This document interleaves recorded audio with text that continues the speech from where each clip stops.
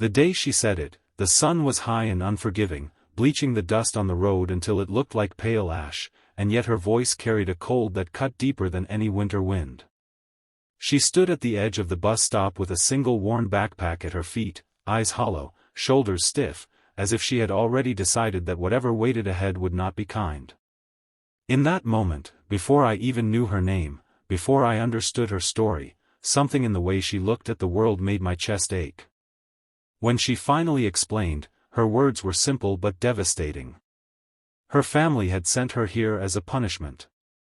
And without thinking, without weighing the consequences, I answered from a place that felt older than reason. Then stay with me.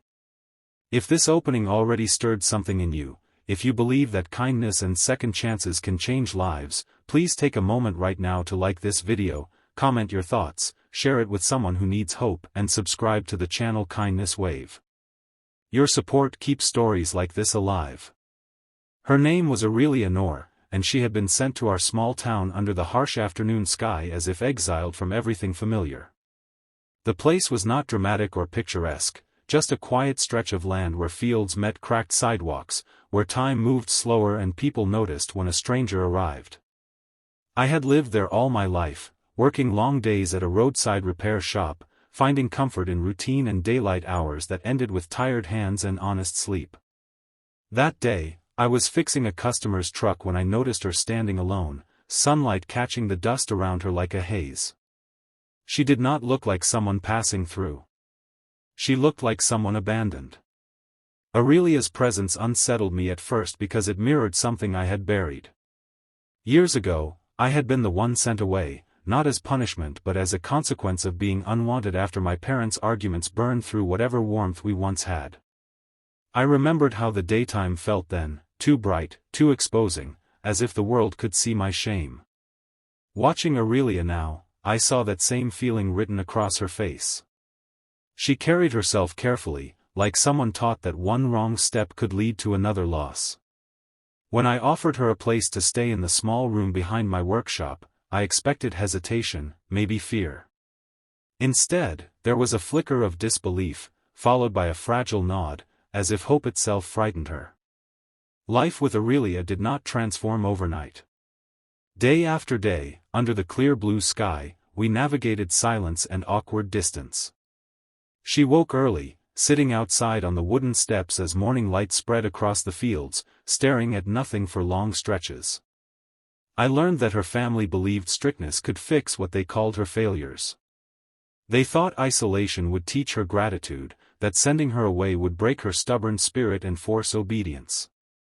Instead, it had hollowed her out. She spoke little, but her actions told stories of survival. She cleaned without being asked, ate sparingly, and apologized for existing in my space. Each habit felt like a bruise left by words I could only imagine. As days passed, the town noticed her too. People watched from shop windows and porches, their curiosity sharp but quiet. Small towns have a way of judging in daylight, where everything is visible and rumors travel faster than shadows. Aurelia felt it. She shrank beneath their glances, her shoulders curling inward whenever we walked down the main road under the sun. I wanted to shield her, but I knew protection alone would not heal what had been done. What she needed was to feel seen without being condemned. The first real challenge came when she tried to find work.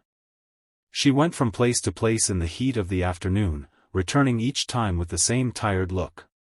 Too young, too inexperienced, not from here. Rejection piled onto rejection until one day she did not come back at all. Panic clawed at me as the hours passed. When she finally returned, dust on her shoes and eyes red from crying she tried to hide, I realized how fragile her sense of worth had become.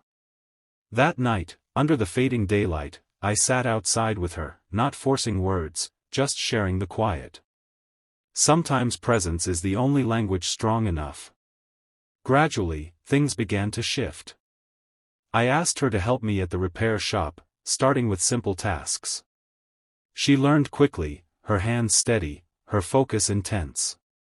The daylight that once exposed her pain now illuminated her growth. Customers noticed her dedication, and a few offered kind words. Each small affirmation chipped away at the belief that she was a burden. I watched her posture change, her steps grow firmer, as if she were slowly reclaiming space in the world. It was not dramatic, but it was real. Still, the past did not release her easily.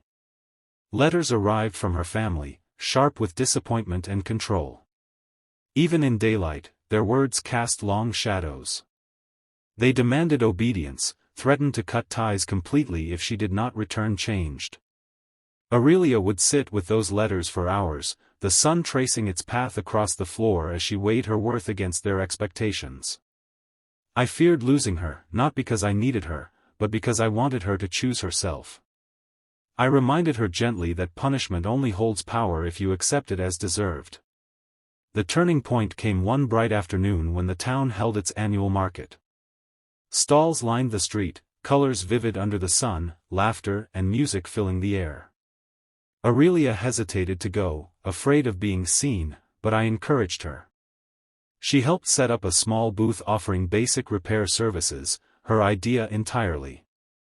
As people gathered, she worked confidently, explaining, fixing, smiling. I saw strangers treat her with respect, not pity.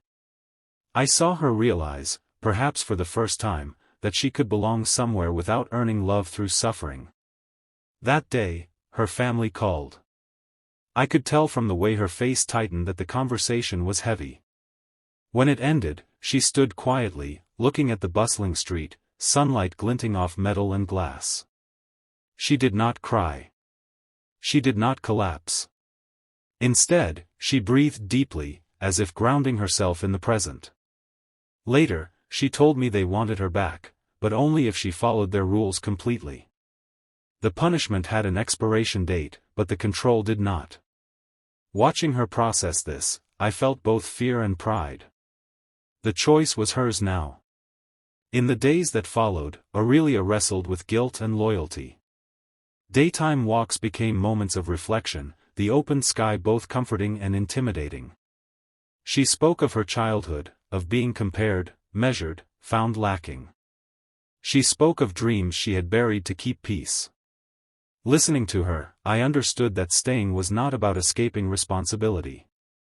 It was about choosing a life not defined by fear. When she finally decided, it was quiet and firm. She would stay, not as an act of rebellion, but as an act of self-respect. Her decision did not solve everything. There were consequences, strained relationships, moments of doubt. But there was also growth. She enrolled in courses, expanding the skills she had discovered at the shop. She made friends who knew her for who she was becoming, not who she had been labeled. The town slowly embraced her, and daylight became something she no longer feared. Watching her laugh openly, stand tall, and plan a future felt like witnessing a miracle built from patience and trust. Near the end of this story, if Aurelia's journey has touched your heart, please take a moment to engage with this video. Like it, share it, and let us know in the comments how kindness or second chances have changed your life. Your interaction helps spread these stories further than you know. Before we close, here is a special request.